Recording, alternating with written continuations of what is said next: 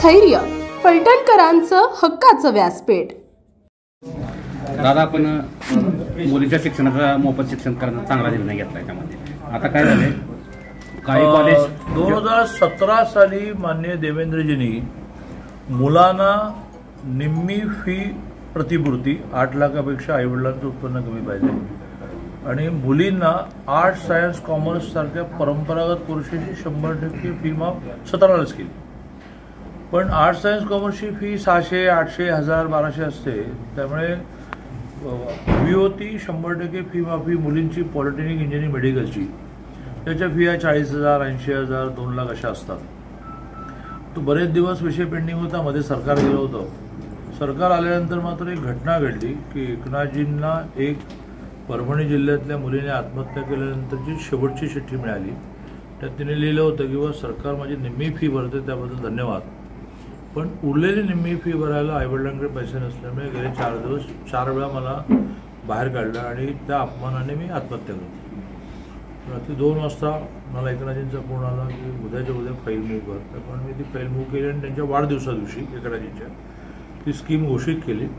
त्यामुळे आता 642 कोर्सेस कालपर्यंत होते। येत्या आठवड्याभरामध्ये आणखी नवीन 50 कोर्सेस जोडले जातील। अशा 692 कोर्सेसमध्ये शिकणाऱ्या मुलींना आईवडिलांचं उत्पन्न 8 लाखापेक्षा कमी असेल तर फी माफी आहे। डीम्ड युनिव्हर्सिटी संदर्भात काय निर्णय झाला? डीममध्ये 5 लाखाचं कॅपिंग आहे। 5 लाखापर्यंतची सगळी फी माफ, 5 लाखाच्या पुढची असेल तर आपण भरणार नाही। आणि स्वायत्त विद्यापीठं जी झाली त्यांना आम्ही कायदा केला की 10% मुलं त्यांनी 100% मुलगा मुलगी दोन्ही 100% फ्री शिकवली पाहिजेत, पण त्यातल्या उरलेल्या 90%ला आम्ही काही कॉन्ट्रीब्यूट करत नाही। आता याच्यामध्ये काही अडचणी येत आहेत की काही कॉलेजेस चालवणं अशक्य असतं म्हणून म्हणतात किंवा आता तुम्ही ॲडव्हान्समध्ये फी भरा।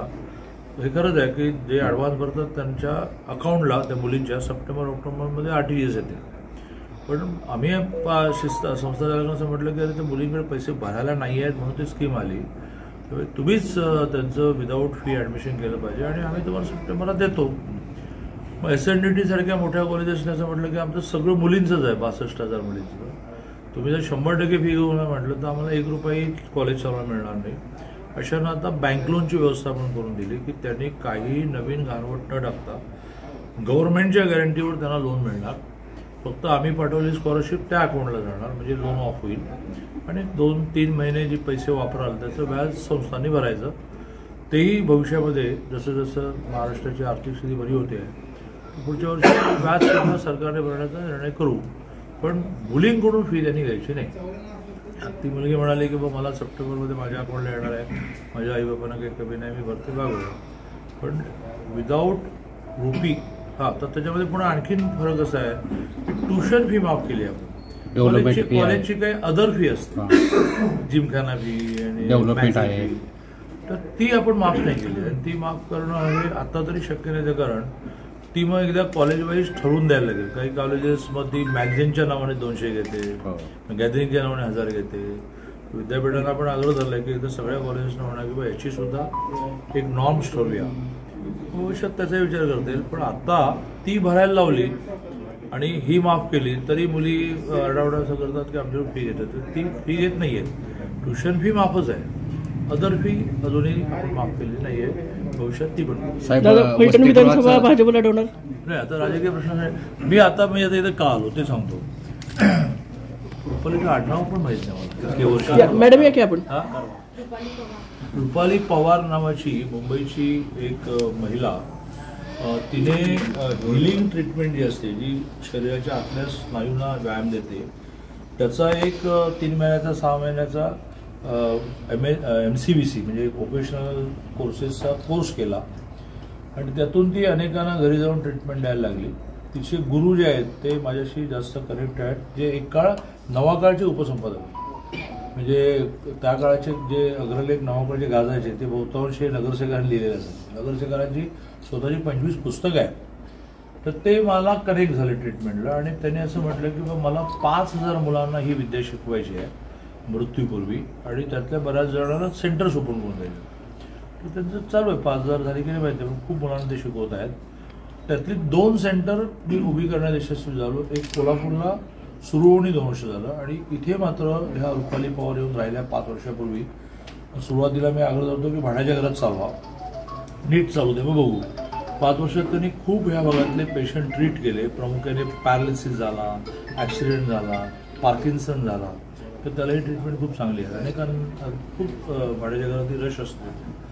मग मात्र इथले करवाजी नावाचे जे उदार बिल्डर आहेत, त्यांनी खूप स्वस्तात जागा दिली. तो माझा आग्रह असतो की मी 12 मुलींची हॉस्टेल मला बांधली, पण जागा तुमची, बांधकाम मी करणार. बांधकाम मी करणार म्हणजे तुमच्या सगळ्यांकडून पैसे गोळा करणार. तशी मी रुपाली ताईंना सारखा आग्रह होतो की जागा शोधू. तर त्यांना नाही शोधता आले विचारलं, कारण तिला एक फलटण काही माहीत नव्हतं.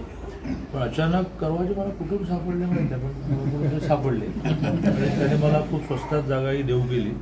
त्याच्यावर एक खूप सुंदर इमारतीचा प्लेनपेक्षाही वर आलं. फेब्रुवारीपर्यंत तयार होईल, ते बघायला बी आलो. ते फेब्रुवारीपर्यंत तयार होईल, मग मार्च एप्रिलमध्ये इंटिरियर होईल. ही तरुण मुलगी तिचे आर्किटेक्ट आहे.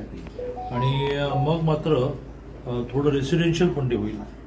एक 5-10 बेड पण ठेवू ना. किती बेड ठेवू. मी काही जण ट्रीटमेंटला आले, जा ये करता येत नाही, 7 दिवस करायला.